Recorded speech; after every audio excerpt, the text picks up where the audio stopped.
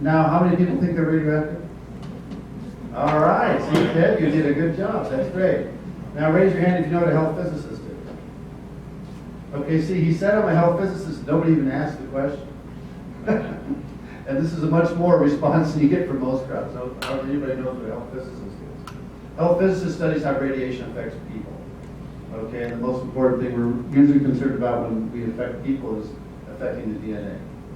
So you can see that our body has a lot of cells in it, and some of the comparisons here that they want to that are important to make is that there's millions of DNA cell breaks all the time from so-called free radicals. Okay, your body's making free radicals all the time just because you're breathing oxygen, which happens. And but the background radiation that we live in every day that Ted was talking about really only causes a very few of those cell breaks every year. It's important to understand that these are being repaired all the time in your body. There's enzymes that repair these breaks in your cells all the time. Okay, but if you have a break that is not repaired before the cell divides, that's called a mutation. Okay, you've all heard of mutation, and so we'll talk about that a little bit. Okay, so the Incredible Hulk. Who remembers how the Incredible Hulk became the Incredible Hulk? What was the cause of that? Who remembers? Gamma radiation, a massive dose of gamma radiation.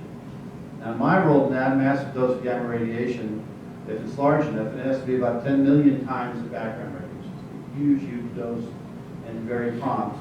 Could actually kill you because it destroys stem cells. Without stem cells, you can't replicate some of the important cells in your body, like red blood cells or crypt cells in your intestines. So this is clearly a mutation, okay? So, and then this is a definition of mutation, permanent change of a nucleotide sequence. Well, this is kind of a picture of part of DNA. And a nucleotide sequence is adenine, guanine, cytosine, adenosine, and the combinations that make up, there's 3 billion of these nucleotides. And that codes the body. The amazing thing about DNA, it doesn't just code how your nose looks and what color your hair is and what color your eyes are. It codes every body function that you have. If you need an enzyme or a protein, your cells will make that based on signals that are sent about the body. And it will look into the DNA code to see what the sequence of molecules are that make up that protein or nucleotide or protein or enzyme or whatever your body decides it needs. That's happening all the time in your body. So the DNA really contains the entire code of how you live and work every day. So he was irradiated by highest levels of gamma rays from a gamma bomb, okay? So in reality, if there's mutations, do you think in general that the mutations are going to be good or bad just randomly in your body? Who wants to guess? Just randomly, they'll probably be bad if they're just happening randomly because you want to keep the DNA as intact as it possibly can.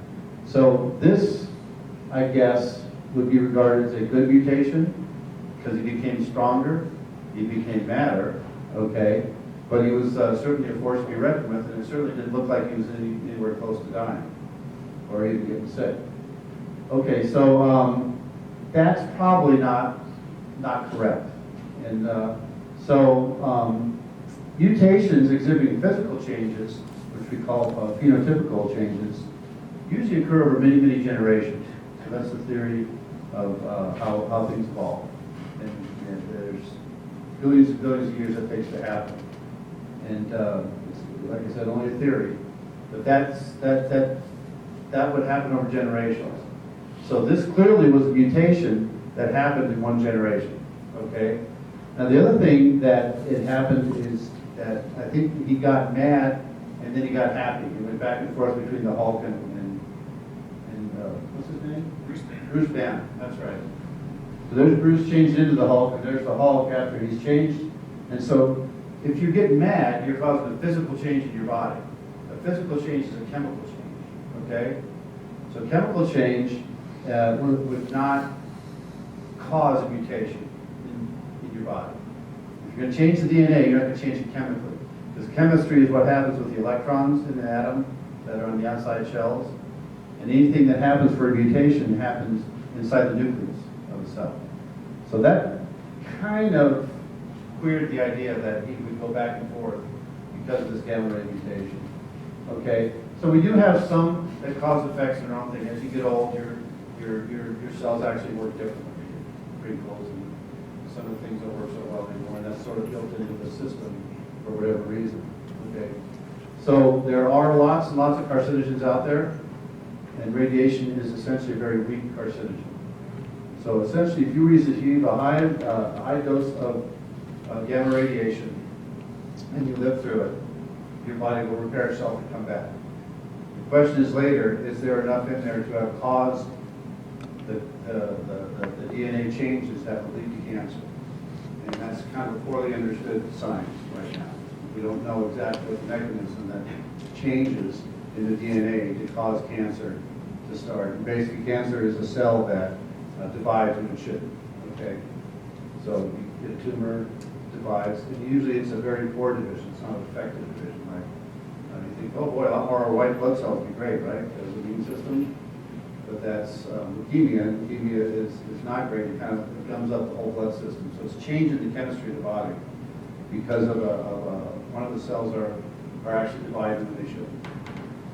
So the Incredible Hulk probably did not receive a mutation from a high gamma ray dose.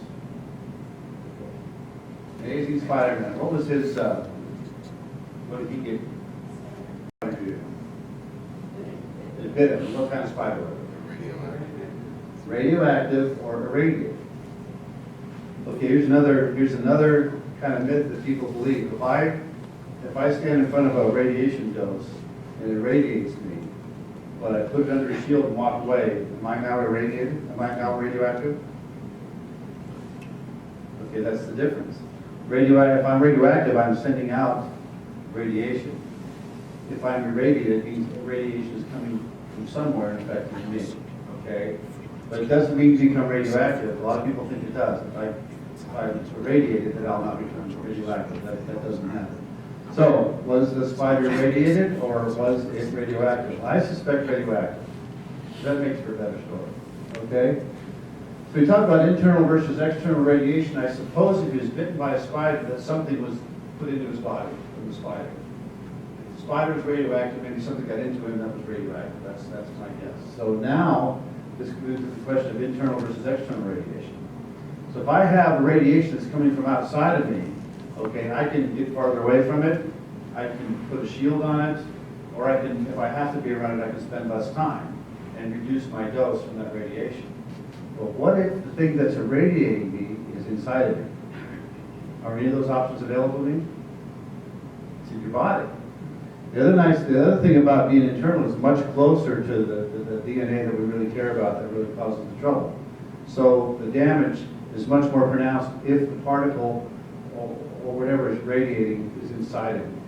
So that's internal versus external radiation. So you try very hard. You see these, there's guys in anti-sea suits. You see them all the time with the rubber suits on and the masks and everything. That's to protect them from particles being entered into their body. There's very little protection from any radiation that comes from the outside of them. So it doesn't protect them from radiation. It's not a shield for radiation. It's to keep the particles from going inside their body. Their inhalation or inhalation is most important.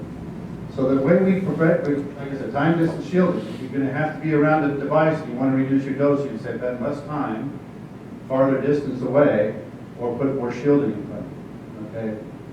So and of course internal contamination. So suppose that he had something that he bit that was internally contaminating him. Now, if you have a problem with radiated cell, there's about 4 things that a cell can kind of do. So Ted talked about the gamma rays being exposed to gamma rays. They're hitting us, okay? Not all of them will deposit their energy. So if they don't deposit their energy in any of the cells or ionize any of the cells, they're of no danger to us at all. We don't worry about the ones that cause the ionizations, that cause the chemical changes. So one thing that can happen is nothing. It can go right through you, not touch the cells, and go away. Another thing that could happen is that it could cause the cell to die. Cells are designed to self-destruct if they're not viable anymore. That's what cells do. Okay? So actually, if a cell dies, it's not a big deal. As long as a lot of them don't die all at once, your body will replicate them as it needs